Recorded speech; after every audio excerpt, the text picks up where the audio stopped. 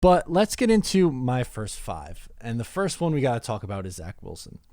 I thought he looked poised. I thought he was, fine. He was 6 of 9 for 63 yards, which is 7 yards per attempt, and an 86.8 rating. I thought he was solid. Like, did he do anything that significantly jumped off the page and was like, oh my God, this guy is going to be the second coming? No, he wasn't going to do that, though. I thought he did enough where he's like, okay. A few times he stepped up in the pocket, made some throws with some zip on it. I particularly liked 2 throws that stood out to me, both on third down. One, finding Corey Davis as they were marching down the field towards the red zone. That was a big play to extend the drive. And the other one was a 16-yard gain on third and long to Keelan Cole over the middle. Those 2 plays really stood out the most to me, but I liked what I saw from Zach Wilson. Again, it's not earth-shattering things. He wasn't awful. He wasn't amazing, like this unbelievable performance. He only played 2 drives, but they moved the ball well on both drives. He looked comfortable and poised. To me, that's the word I would like to go with. Poised. That's what I took out of Zach Wilson's first performance in the NFL, and I'll take that. His first game action looked poised. Fine. 7 yards per attempt. Good. You'll take that.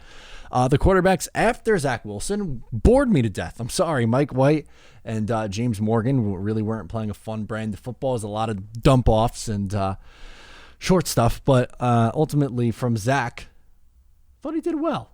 The second thing on my list is the defensive line. Man, did they look like they belonged. And I know it's not even without, without Quinnen Williams, but they had 5 sacks and 4 tackles for a loss. Big night from rookie Jonathan Marshall. Hamilcar Rashid came in untouched. There were a few plays where it's like, oh, okay, this really stood out. Bryce Huff had a nice play on the first possession, playing across from Carl Lawson. So the defensive line, if this Jets defense is going to be good, it's going to be because of the defensive line. So that is a great, great sign to see. Number 3 on my list, Denzel Mims. He needed to have a good game, and he did.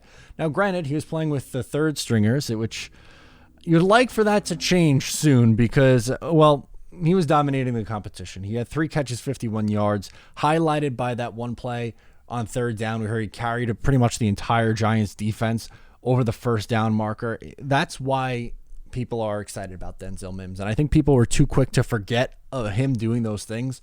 He's not a traditional yards after the catch guy like a Jamison Crowder or Elijah Moore, I guess, in that sense. But with the ball in his hands, he's nasty. He's big. He reminds me of Corey Davis. I think there is a world where both of those guys could be on the field at the same time. And for right now, Keelan Cole's in front of him. I don't know how longer that would last. Vincent Smith was in front of him. Malone seemed to be in front of him a little bit, which I just think the more this goes on and the more he gets healthy after losing 20 pounds because of bad salmon, we are still #done with salmon, then I think this is a good thing. And again, maybe he starts the season a little bit on the slower side. I don't know if you guys saw earlier this week. I think it came out yesterday, actually.